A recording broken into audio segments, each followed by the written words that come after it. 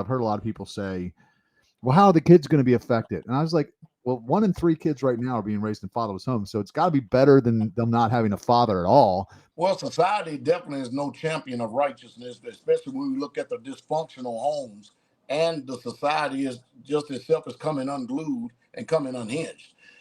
We see that the feminist movement today has definitely been instrumental in removing the headship of the authority of the man out of the home. Mhm. And of course, you know just as well as I do, it takes a man to raise a man. A woman cannot raise a man.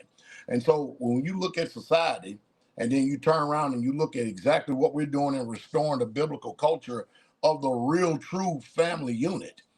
You're watching the family being restored the same way that the patriarchs did. I mean, if people would read their Bibles, and I'm going to say a statement here again, the majority of the Bible, and especially in the so-called quote-unquote Old Testament scriptures, all written by polygynists.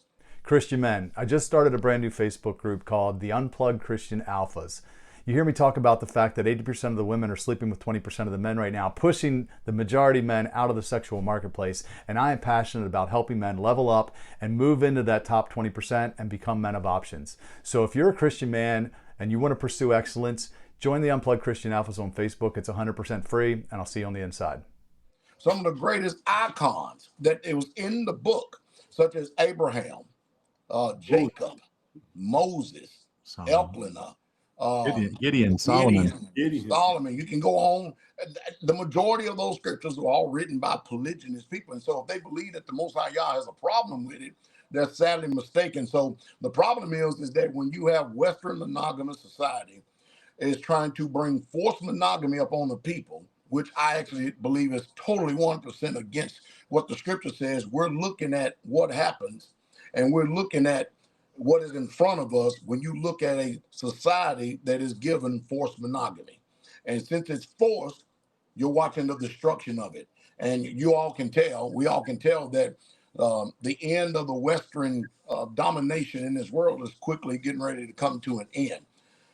And so, of course, also, you have all these different alternative lifestyles and different ways, and you're watching the feminization of men today, where men are being reared and raised by drag queens and reared and raised by women, and now these women who are out of touch and out of tune with Yah, they're trying to make all the men just as effeminate or more feminine than they are. But when you have a home where there's a patriarch in it, where there's a man in it, where the patriarch was ruling, he is going to rear and raise those sons after the laws and statutes and commandments of the Most High Yah, and it will continue to keep our community growing. And in the face of this wicked world right here, at least we would have some type of beacon of light.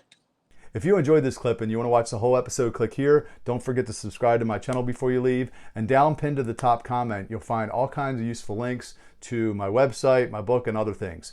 See you on the next video. Have a blessed day.